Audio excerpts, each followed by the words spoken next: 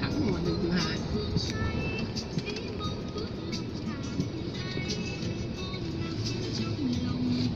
Lâu mà.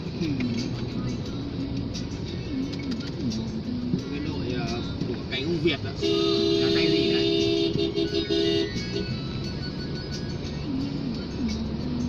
Đây là bóng á.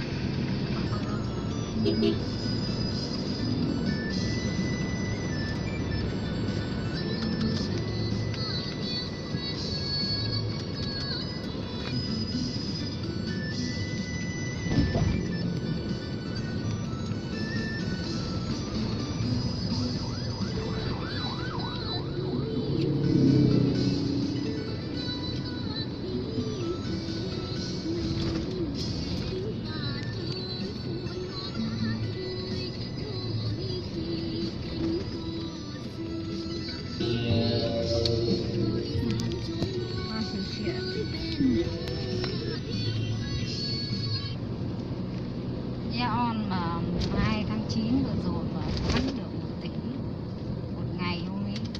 Đây à? Ừ. Con gái bảo đây, hôm nay bán được nhiều. Con gái bán ở đấy à? Thu Ngân gì? Nó làm thêm 3 hôm ngoại thì bây giờ hôm ngoại mất mùng 3 Tết à? Ừ, nó mất mùng 3 Tết. Đang 85 nữa.